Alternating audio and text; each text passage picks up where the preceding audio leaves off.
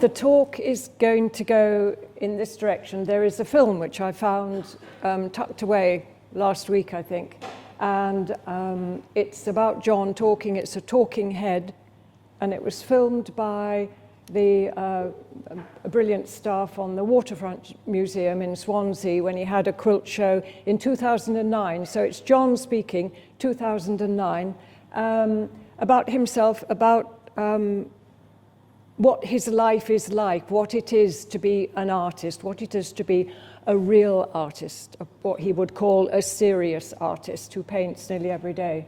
And there are also, intercut into that film, the first shot, I think, is a shot of the old miner's agent house that we used to live in down in Quilt Paintings in the Rhymney Valley. And then he goes on to talk. When he was a child, he had a stammer. He had a bad stammer when he was a child. He was a nervous only child. And he had a story about when he went to school and the teachers were having trouble getting him to get to the end of a sentence. He was sent to a doctor who towered over him and said to him, "Son, do you always stammer like that?" And he looked up at him and he said, "Only when I speak." So that's why he painted, because painting, you didn't have to stammer, you just were there with the painting. So the first thing is the film. It's about 9 minutes, it goes quite quickly, and then I'm going to speak maybe for about that length of time, and then I will say, any questions that you want to know about it. There's quite a lot which is not about the quilts. It's the history going up, which ended finally in this last theme. And it's been wonderful to have them here, and very moving. I trot in and watch the film. There's another film with John painting and talking, and I just come in sometimes and keep him company. And people said, "Do you find that upsetting?"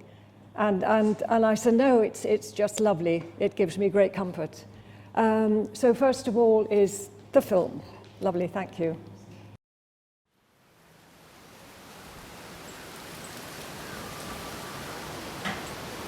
I was born in the Rhymney Valley from Deri, which is a coal mining village.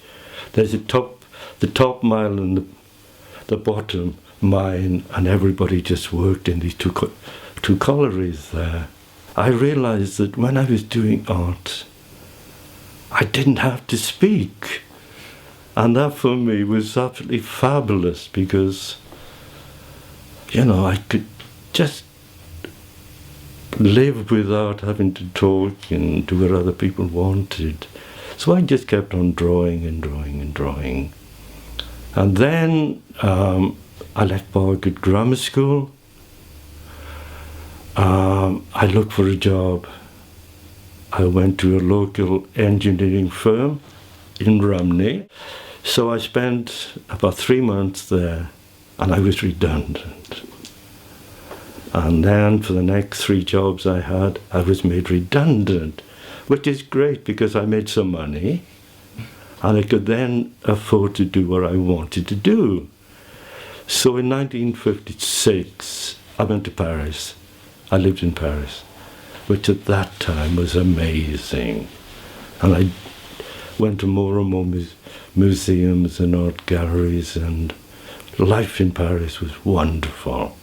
I put on a very small exhibition in Tenby Harbour, and this professor from York University and his family came down on holidays. They saw my paintings in Tenby.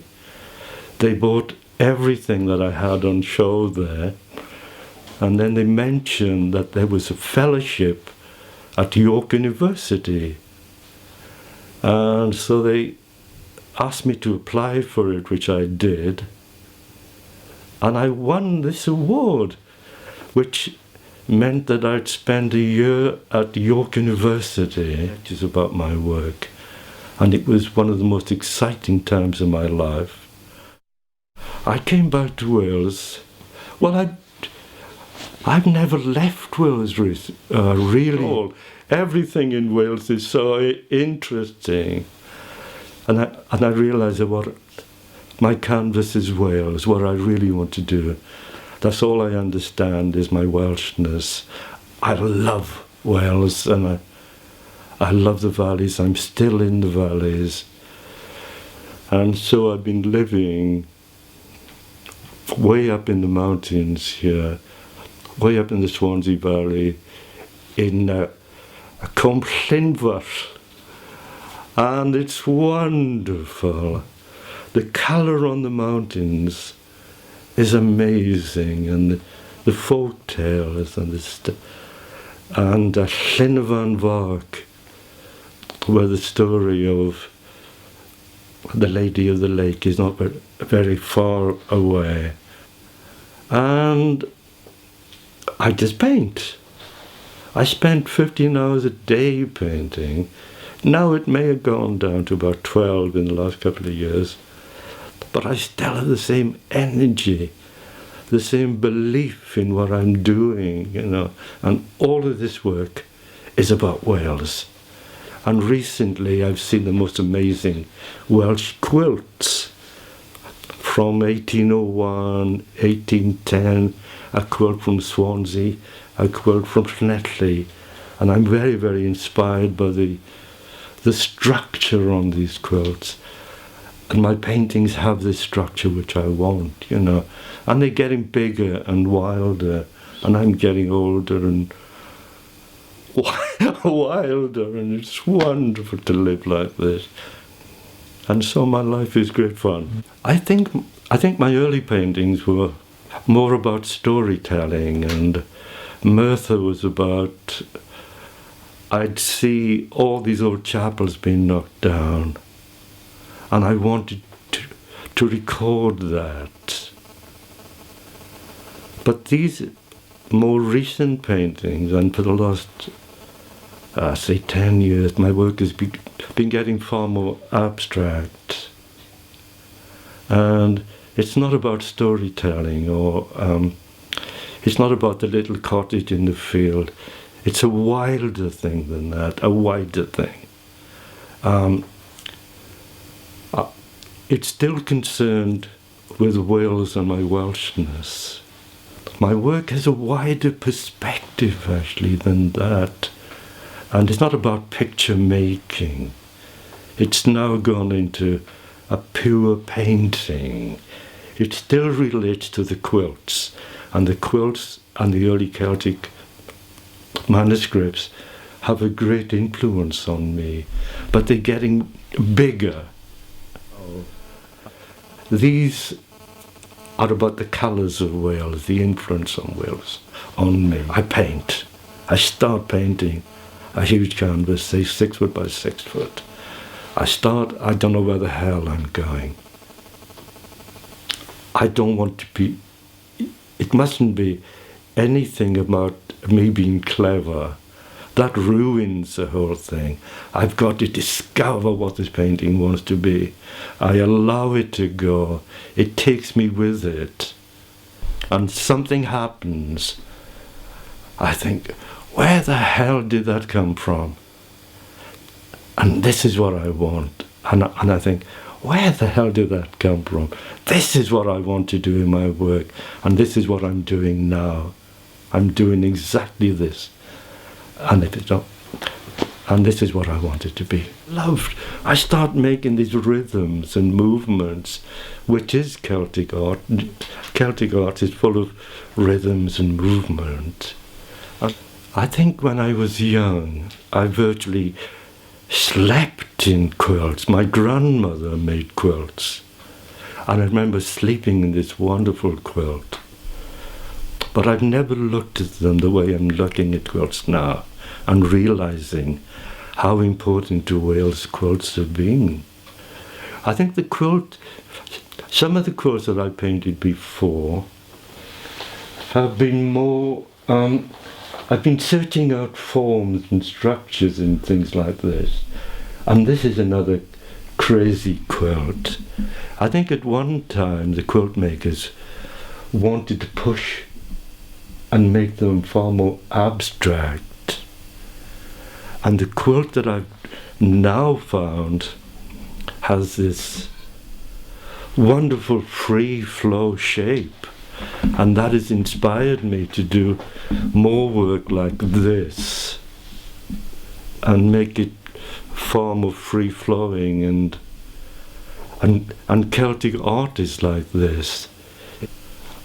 I do want them to have a sort of rawness about them, because I have this rawness, and the valley where I live has this wonderful rawness about it.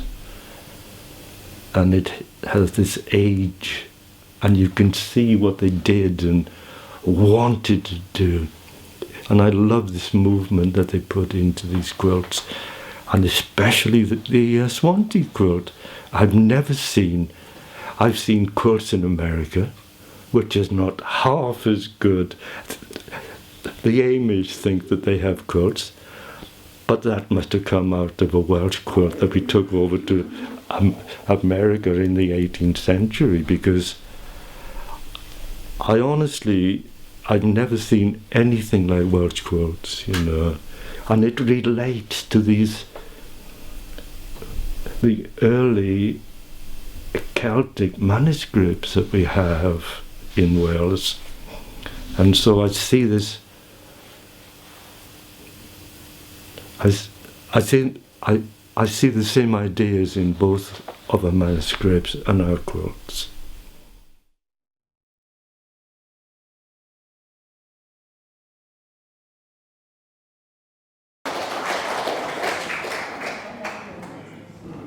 So that was John.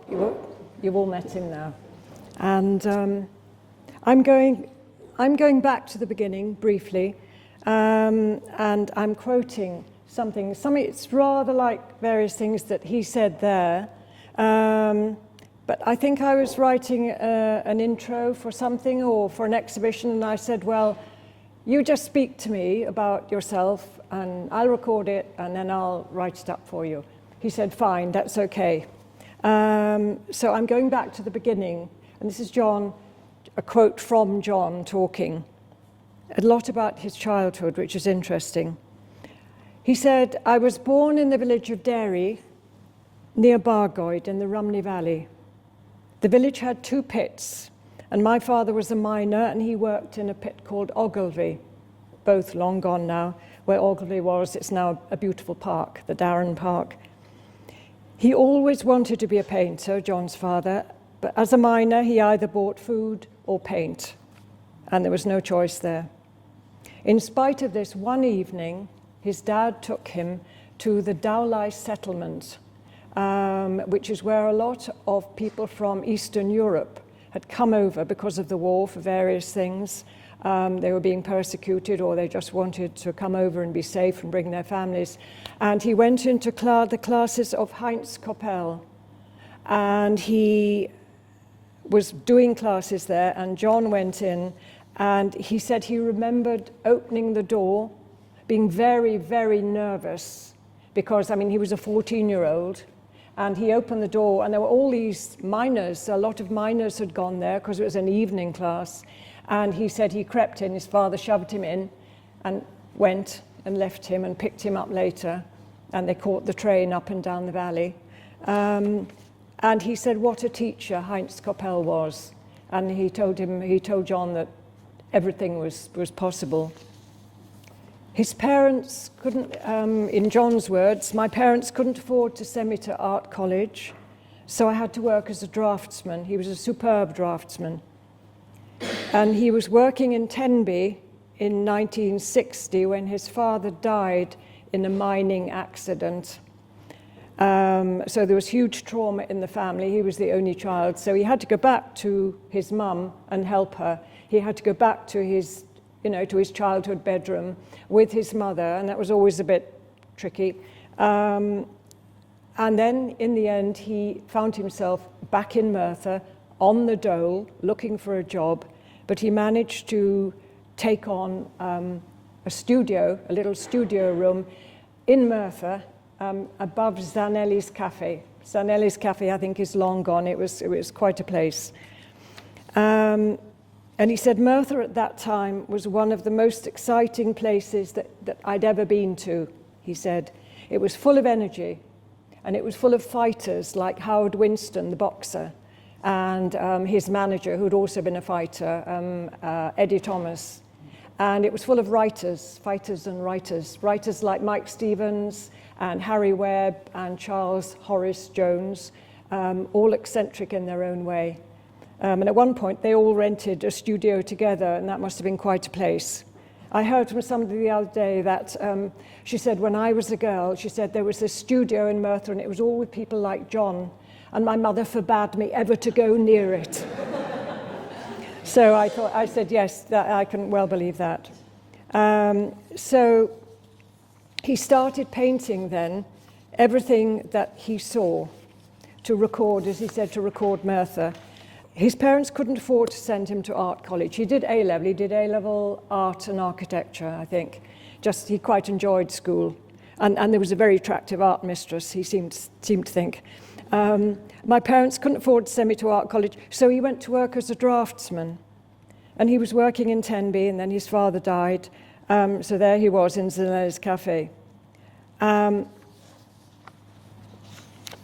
I think that was John's childhood, and John talking in 2009, which was when that was made. And I think I'm right in saying that all his interlocking themes took something from the past, and they searched for what he called the essence, the actual soul of the subject.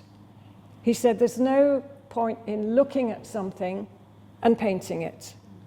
He said there's no point. That's why he painted very few landscapes, because he said, look at them, you look at them, how can you possibly paint that and do it justice? So he looked at objects, and he wanted the essence. He wanted to find out what they were, and he was a bit like that with meeting people. He wanted to shake them. He wanted to say outrageous things so that they would react in a good or a hopeless way. He was quite critical, very critical of other painters. So at one point in the 50s, he did escape from Wales, and as he said, he went to Paris, and it was still very much post-war Paris in the 50s, and he sketched and he painted very much, and I was thinking about this, very much what he sketched in Merthyr. It was bridges, and it was bridges and barges and waterways and crumbled down streets that hadn't been rebuilt, and little pockets of Paris that were still smashed about. So he was actually painting exactly what he'd painted in Merthyr. He did not paint the Eiffel Tower, for instance. After that, back living in Tenby, he worked in the artillery school in Manorbier as a draftsman, and it was really like something out of Dad's army. It was it was an amusing place. And he began to explore, really seriously explore this idea of essence, the remains, the spirit of a place, the soul of a person.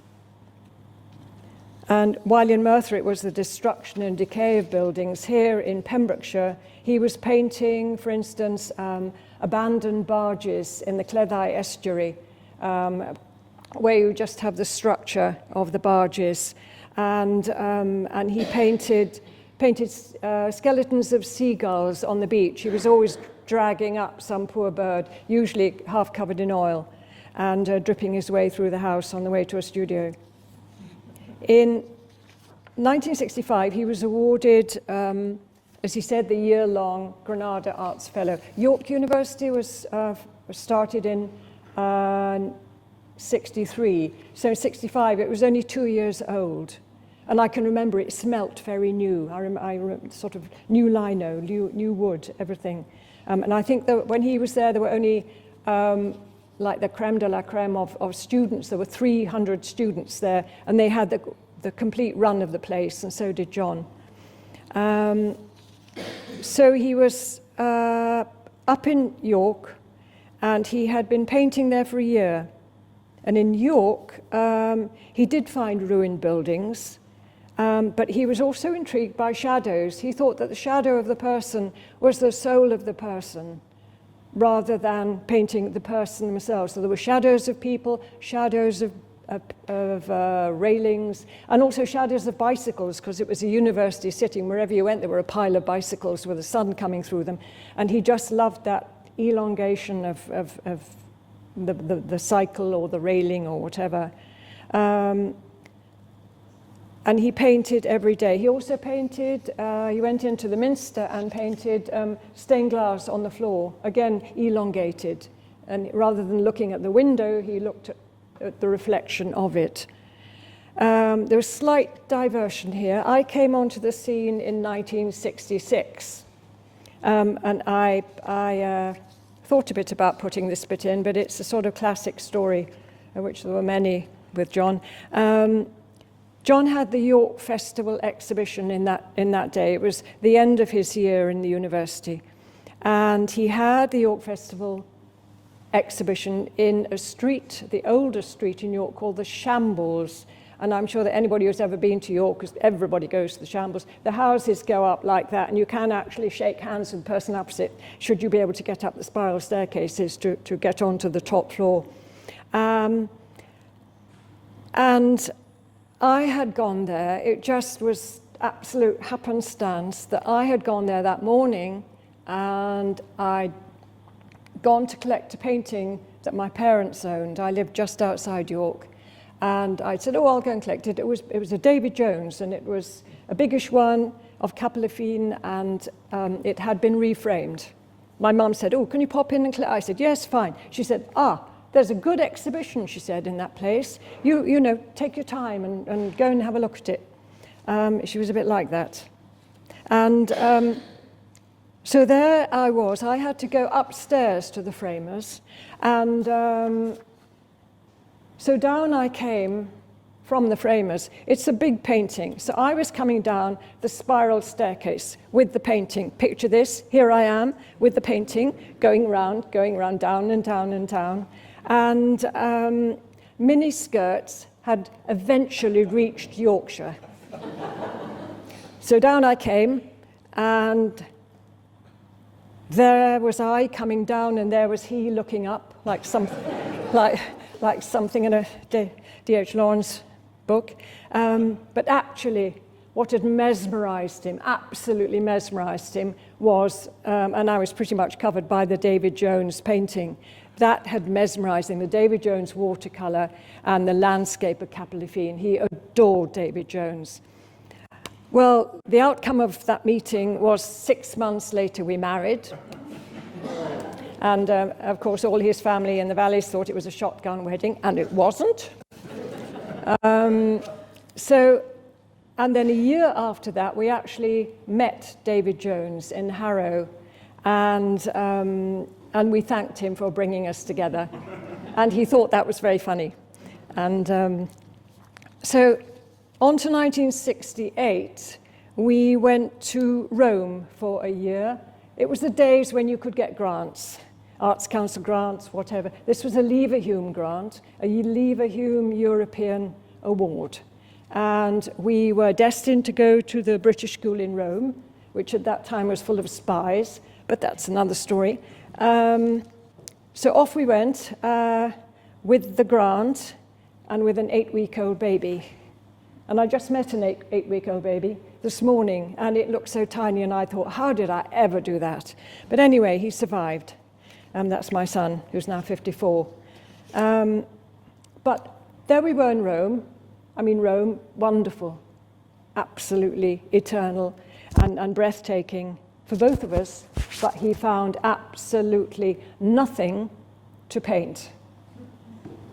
I said, "Well, what are you going to paint?" "Oh, I've seen some plants somewhere." I said, "Really? Where have you seen the plants?" "Oh, in a museum." I said, "But what about the stuff in the museum?" I think it was the one up in Parioli, the Etruscan Museum. I said, "There are wonderful things there." "Yeah, but they're not to do with Wales," he said. And I thought, oh God, what do we do? So without me knowing, he had done something. And then in the post there came this, you know, the old-fashioned parcels that used to have brown paper reused, and they were wrapped up in string, crisscross, crisscross, like a joint of meat, crisscross, crisscross, all knots and string and everything. Anyway, this parcel appeared, and we opened it, and out spilled, and he'd organised it without telling me, out spilled all these photographs, old family photographs of weddings and of choirs and of all the great occasions in Welsh life. And he said, this is what I want to paint. I want to get the essence of these, the essence of a group, the essence of the lone figure. And so the essence of Welsh life was being painted in a studio in the British School in Rome, which was, you know, rather typically John. And upstairs, of course, after that, having then moved to the Upper Swansea Valley, in the 70s, he started to single out figures that he'd seen in carnivals. And he saw a sort of sadness in them, that essence of, you know, like a rugby wife dressed up as a fairy, you know, all tulle and Wellingtons, that kind of thing.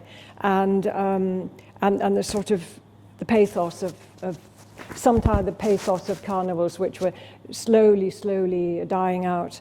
And then the theme moved on to very small figures that he found, some of them which were religious figures and some were just figures, on carved stones, on standing stones. And here, of course, upstairs, you've got a copy, a facsimile, a good one, of the Llwwl stone. And on the Llwwl stone is the little guy, one of the little men standing. And he's got what might be a shepherd's crook, what might be a stick, I'm not quite sure. Somebody said the other day that he was walking through sea. I don't know about that either. It's a very mysterious stone. And upstairs also, there's a painting of John's, another one, featuring this little figure. He became obsessed by this little figure and about the whole of the Llwwl stone. That haunted him. He was also drawn to tiles, the tiles in Neath Abbey, which were just lying around in an outhouse. I mean, you could have just gone and got them, but we didn't. We just took photographs. He was also drawn warriors on medieval floor tiles in Neath Abbey, just dumped in a corner. And he went from that to Ogham lettering, which also features on the Llwwl stone. And then he went on to manuscripts. Now we've got one canvas here, which is really the bridge between the manuscripts and the writing that he couldn't understand because it was, usually in Latin or very archaic lettering. And because he was slightly dyslexic, anything with, you'll find he does misspellings and misdate. Don't go by any name or any date on any quilt. It could be just put there because he liked the shape of it. And he got that from manuscript. So this one here is in a sort of manuscript form, and you can see a cross. There's a cross coming down and then going across that. So he would have got that from, I think, the Book of Kells or Durrow, one of those.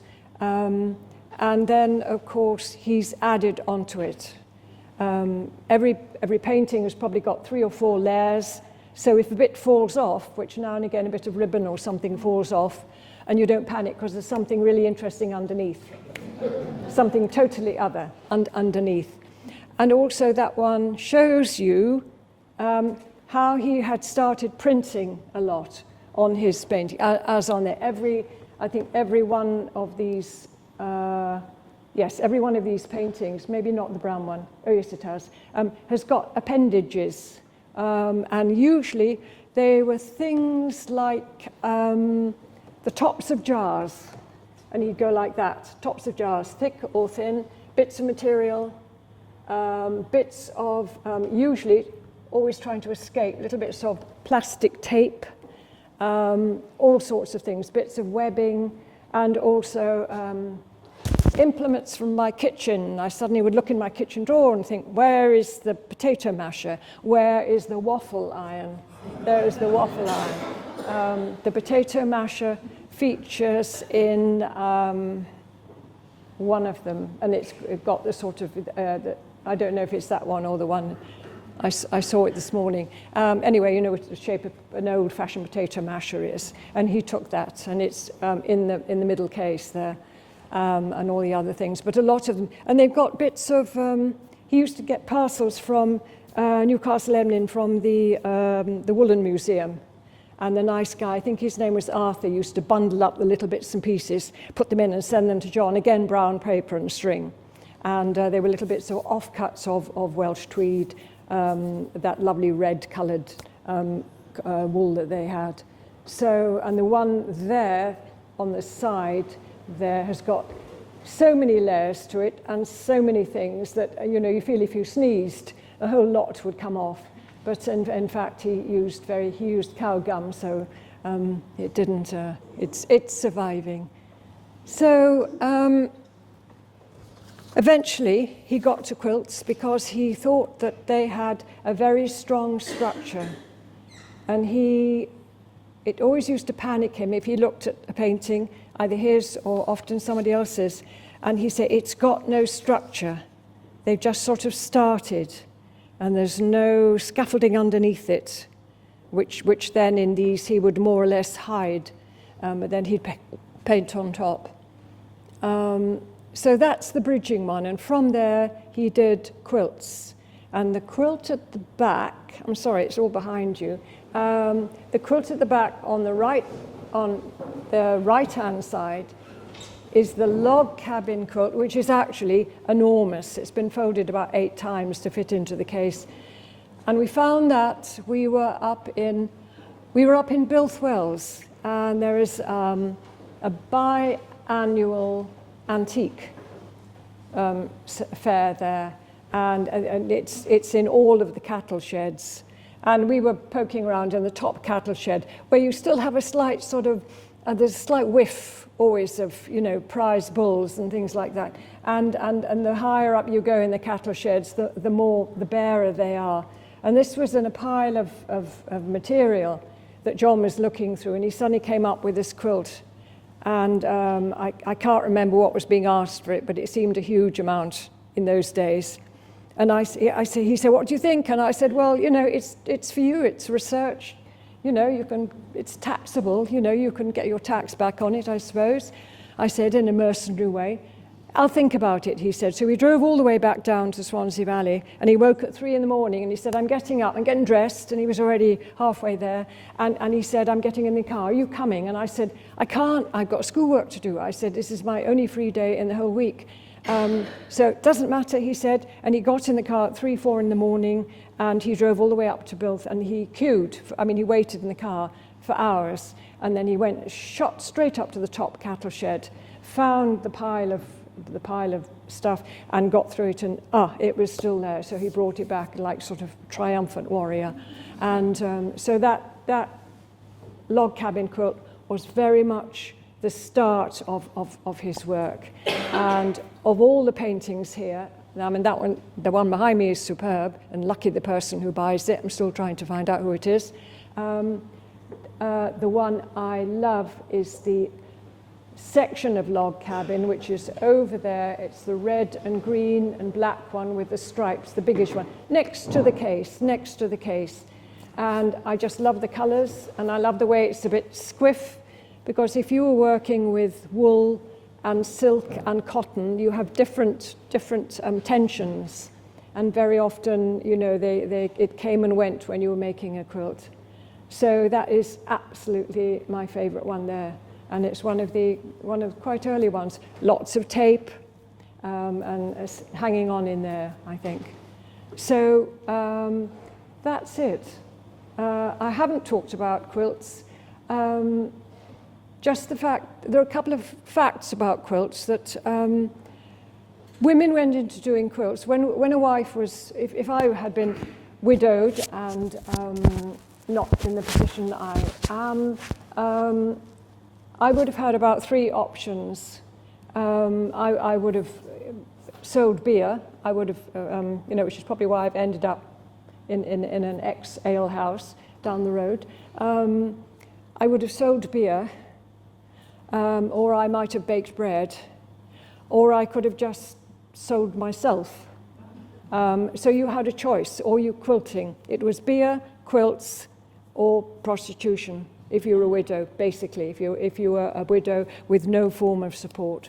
And I have a friend in Astragunlais who is a piper, Geraint. And Geraint, when we were down there, came across him, we were talking about quilts, and he said, "Do you know what?" In the way that a Welshman said, "Do you know what?" And I said, tell me what? He said, "My grandmother," and there was a pause, "my grandmother was killed by a quilting frame." And I thought, good heavens. And then I saw a picture in Jen Jones's book, and the quilting frame was an enormous thing, about as big as that door, long bits, a tall cross piece, and then a cross piece there that turned so that you could do your quilt and you would wind it up like an old reel on a camera. And I just thought, those two facts are fairly irrelevant, but I just think they're absolutely fascinating. And with that ends my talk.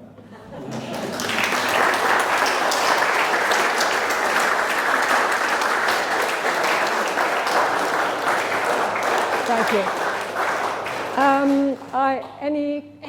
Any questions? Yes. To say, well, other places you can see John's work. Cabartha, I was thinking. Cabartha, yes. I missed that bit, didn't I? When he was talking about it. Yes, Cabartha, I think quite a lot of people, certainly from U3A, they've been up there in various trips for this or that. There is an enormous monochrome, bigger than that, a monochrome wedding group, a very grim wedding group in Cabartha. You go in, you turn right into the gold room, and it's above the fireplace, looking amazing, huge, heavy painting. And then there are two very early Merthyr ones. One is of the Iron Bridge, and the other one is of Penydarren, the area of Penydarren, all sort of stairways and staggering. I think that was to do with drinking, actually. Stairways and staggering and finding your way home. And it's all sort of juxtaposed, broken buildings. And there are three of his paintings there, as far as I know. And thanks, William. Lovely. And there's one down in Swansea. Usually, after an exhibition, very often we would sometimes leave a painting. But when John died, I thought of all the places that had been really kind and welcoming to him. And if there was a relevant canvas, I would say, would you like a gift of a canvas? And so far, everybody said yes. You know. So they're in unlikely places. I can't think at the moment, but there's one in Cwmlynwer, there's one in Astragunlais, in the Astragunlais quilt. So it was, and it took us to great places, you know, because John was a painter, we got to places like the Inter-Celtic Festival in Lorient. We would go there from 2000, we did it for 8 years, with paintings tied on the top of a car, you know, 4 canvases crossing the Severn Bridge in the middle of the night. Really, you know, amazing. And I'm with my hand like this, and he's driving with one hand, with his hand like that. And then we're through the night, it's freezing cold, even though it's summer. And then he said, right, that's okay, get to the other side, and you find you absolutely can't move your arm, you know. And he's sort of hitting his arm and steering a bit and trying to get life back into wind the windows up. So life was, my mother said to me, when I said to her, if he asked me to marry him, and I thought, well, if he doesn't ask me, I'm going to ask him. If and when he asked me to marry, is it okay? And she wrote, because I was only 19, and she said, absolutely yes. Your father and I say yes, and this was in a letter I still have. But believe me, you know, your life will not be a bed of roses, but you will never be bored. and I wasn't. So, yeah. So lovely. Thank you all for coming. Oh yes, Mervyn. I just wanted to ask you, because I was very interested by the fact that you told me that these paintings sat in a shed in your garden for some time. Yeah. And I was wondering, the ones that you haven't sold here, what are you hoping will happen to them? Well, because they need such a large wall space. Yeah, there is. To I mean, display them. But I was just, while I was sitting here, I thought, how wonderful, because they tell a story of enterprise and endeavour and development. Yes, of the person yeah, behind yes, them. yeah, I think, and I've been in the new high school in Brecon yes. several times, and I've seen what large Yes.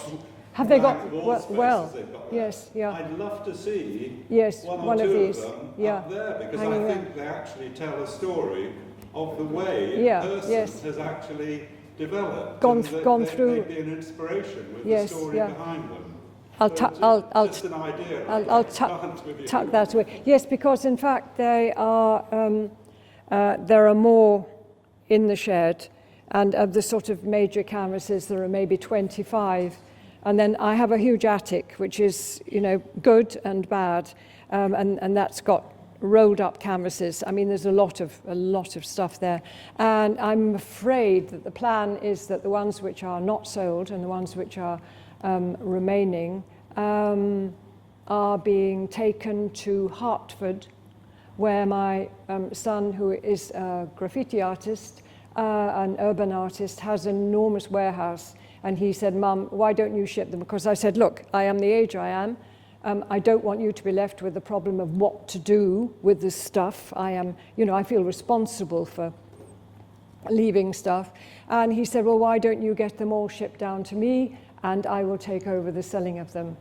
And I thought, as he's a, you know, a reasonably successful seller and painter himself and quite well known, that's where they're going. So actually, the remaining paintings will leave Wales, which is, I have a couple of friends who don't know this yet, and I'm hoping that, you know, they don't hear for quite a while I've got them here.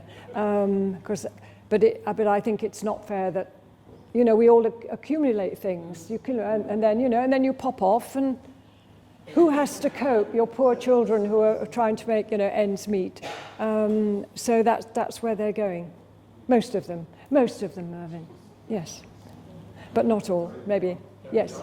Mary, you mentioned Rome and Italy. Yes. I mean, of course, it's absolutely wonderful. We know that, but you do get to surfeit all these Madonnas and babies and stuff. Yes. Yeah. Did you go to Ravenna, by the way, to see them as No, we didn't travel. We didn't travel much because we had so little. We had a grant. I think for the year we had.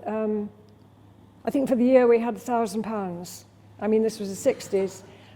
So it was very much. We lived on pasta. We didn't travel very much. I didn't even get down to see Pompeii. We went to Ostia Antica and a little bit around, but manoeuvring an enormous VW van around the Colosseum was not my idea of fun. And Italian drivers being what they were, you know, and they just try it on, and it was a bit nerve-wracking. So we didn't travel. He was there to paint, and when he finally sorted out what he wanted to paint, then, you know, he was there. So yes, I'll carry your bags to Ravenna. Don't worry. I could be a bag waller. Think about that. So lovely. There we are. John, a very quick one. Yes. Back to his draftsmanship skills, which obviously he no doubt was a very good draftsman. Yes, he was. Yeah. So to look back on that and think this was wasted, or did he feel it informed his? No, he said it was useful to be able to. He could always draw. Friedrich Koenig-Kamp, the German immigrant painter who came over and stayed in Wales and was a great champion of John's work. He said he can draw like an angel. He said, I've never met anybody who could instinctively draw beautifully. But John said, that's the small step, he said. It was just a gift that he had. And he said, what you have to do is learn to undraw and free yourself up, because he said it will show in every painting that you can draw, that you can design. But he said, then you have to forget about that and go for it. But he did draw a lot. I mean, he drew people and drew, you know, sketch pads with things in. He always had a pencil in his hand. And he drew, as a child, there was no paper. I mean, he was lucky to have a pencil. It sounds like, you know, the old Weep story, but he drew mostly in hymn books and in books, poetry books that, you know, was doled out in school. And he got thrown out of 2 chapels in Deri for drawing in hymn books. He got, it's like the old joke, isn't it, about the 2 chapels. I have one that I go to and one that I don't go to. And he got thrown out of the chapel that his mother went to, and then he got thrown out of the other chapel that his grandmother went to. So in the end, I think he went home saying, yes, don't have to go to chapel. So, yes, so, yeah. So there we are. Okay, lovely. Mary, thank you so much. I volunteer here quite often, and I've really enjoyed the paintings. So glad. And enjoyed the reactions Yes, of people yeah, coming yeah. to see them. They're so warm Yes. and rich and Yeah. just delightful. And when we came here, there were like 10 chairs out.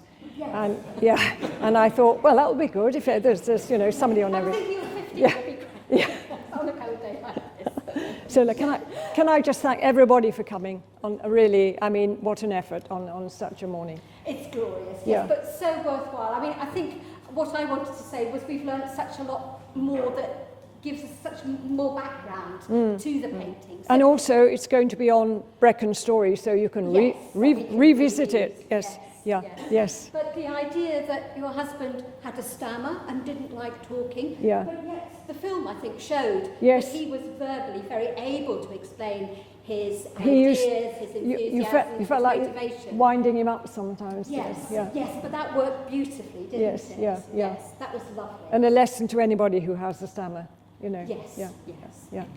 Good. So lovely. Thank you. Have a safe journey home. You know, through the public.